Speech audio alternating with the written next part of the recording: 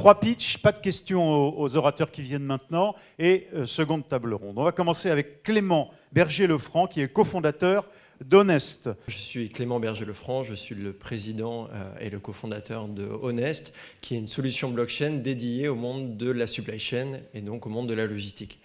La logistique, c'est vraiment un métier qui impacte tout le monde au quotidien. Tous les citoyens du monde sont impactés par la logistique et à toutes les heures de leur journée. C'est vraiment un élément essentiel puisque ça permet d'approvisionner les produits que vous consommez.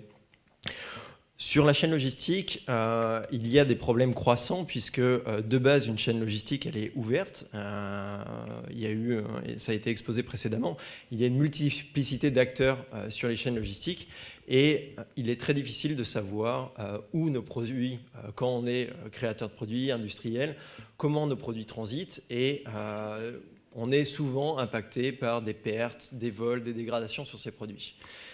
Ça fait des années que le monde de la supply chain essaye de résoudre ces problématiques-là pour essayer de sécuriser ces actifs qui transitent sur ces réseaux logistiques.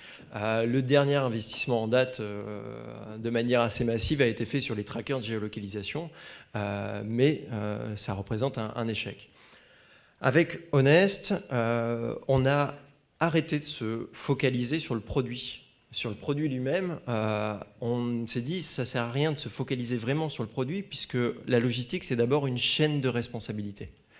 Et pour déterminer où est un produit et comment il transite sur le réseau, il faudrait d'abord que je puisse sécuriser sa chaîne de responsabilité et savoir exactement qui en est responsable à n'importe quel moment. Madame la députée, lors de la Rodière, disait que les préoccupations de la révolution Internet, c'était trouver un responsable. Peut-être que la blockchain est une réponse à cette recherche de responsabilité. Avec Honest, on a vraiment créé une solution qui permet de tracer et visualiser en temps réel les responsables sur l'intégralité des réseaux logistiques. C'est-à-dire qu'on est capable de savoir exactement qui est responsable de quoi, à n'importe quel moment, sur n'importe quel réseau logistique, qu'il soit interne ou externe. Comment ça fonctionne? Je prends un cas concret, parce que c'est le meilleur moyen de le comprendre. Carrefour a des chariots, ces chariots qui permettent de livrer les magasins, c'est des rolls, des chariots qui permettent de livrer les magasins, qui transitent entre des entrepôts, des transporteurs indépendants et des magasins indépendants. Ils subissaient, ils étaient impactés par des vols, des pertes, des dégradations, les éléments classiques d'une chaîne logistique. Avec Honest, ils ont créé un tracker pour chaque rôle. Un tracker blockchain de responsabilité. Ce tracker, c'est un peu ce qu'on a entendu comme token. Ce tracker, il est non physique, il est complètement donc digital, il est unique, infalsifiable et on peut se le transférer d'acteur en acteur. Et donc concrètement, ce tracker, par exemple si j'ai 10 000 chariots, eh bien, je vais créer 10 000 trackers de responsabilité et un tracker ne peut pas exister en dehors d'un portefeuille de responsabilité.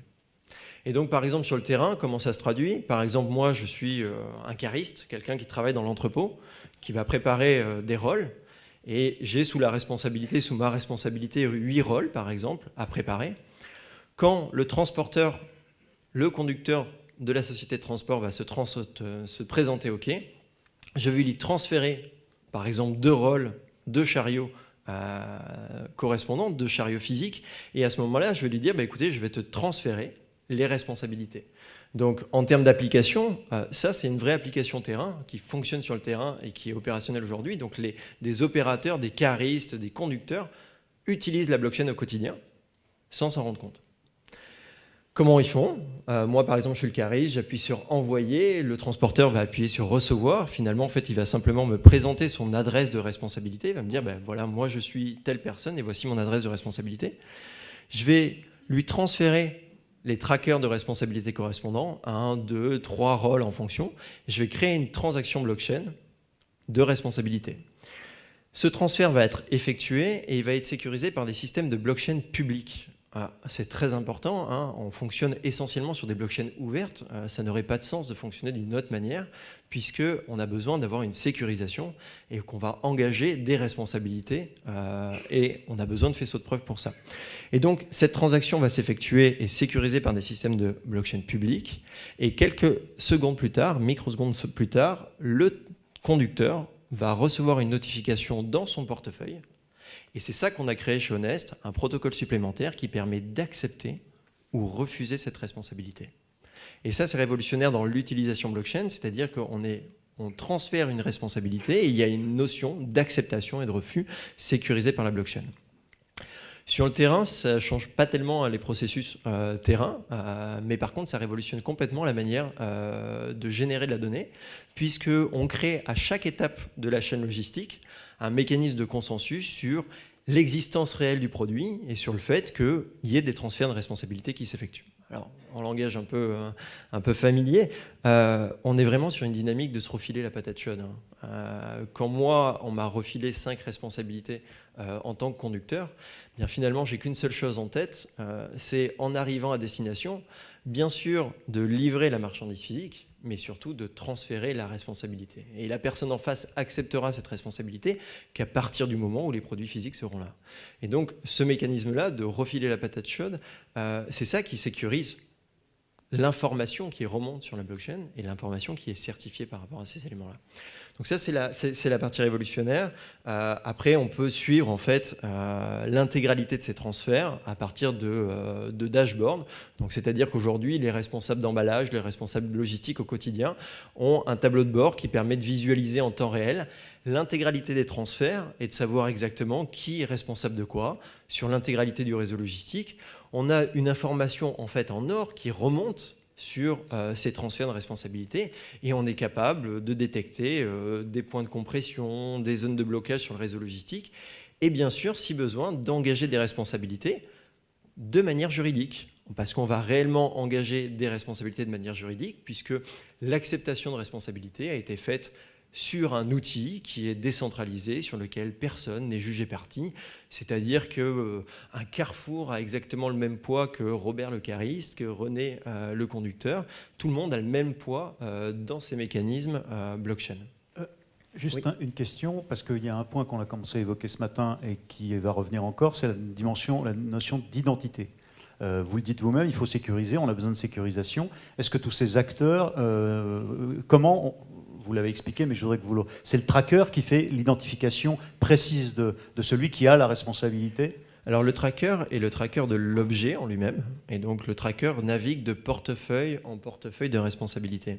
Ces portefeuilles de responsabilité sont liés entre eux par une chaîne de responsabilité. C'est-à-dire que quand vous êtes un donneur d'ordre et que vous voulez faire transiter un produit, vous allez sous-traiter ce transport à une société de transport. Et donc, vous allez créer un lien de responsabilité vis-à-vis de cette société de transport. Et peut-être que cette société de transport va décider de sous-traiter à un autre transporteur et donc va faire un lien de responsabilité entre sa société et la société de transport indépendante.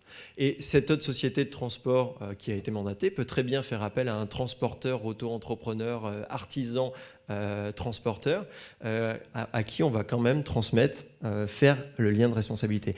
C'est-à-dire qu'à tout moment, on a la chaîne de responsabilité exacte, et quand René, le conducteur, se présente à l'entrepôt, je sais que René travaille sous la responsabilité de tel acteur, de tel acteur et de tel acteur, et donc j'ai la chaîne de responsabilité. On est complètement en accord avec toutes les problématiques de RGPD, puisque sur la blockchain, il n'y a aucune information confidentielle qui est opérée. Tout est anonymisé, aucune information stratégique et confidentielle ou d'identité n'est intégrée dans la blockchain. Pour petite parenthèse, la blockchain n'est pas une base de données. C'est peut-être un point important à rectifier, mais ce n'est pas une base de données. Et donc, on ne peut pas stocker de l'information.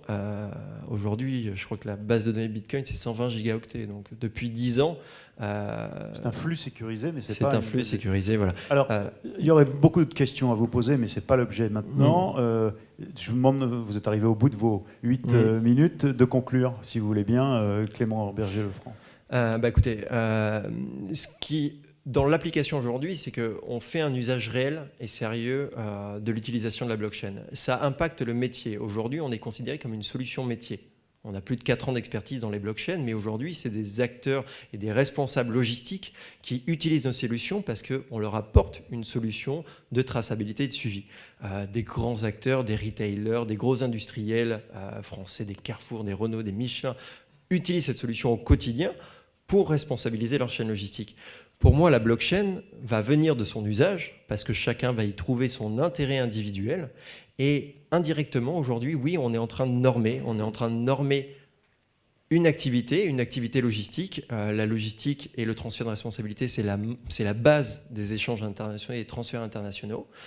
Aujourd'hui, on prend cette responsabilité, c'est-à-dire que cette norme-là, on travaille avec les gouvernements, avec les associations professionnelles, avec les fédérations de normalisation, pour justement essayer de porter cette norme et qu'elle soit la plus ouverte possible. Merci Clément de votre intervention honnête. Formidable proposition et réalisation concrète.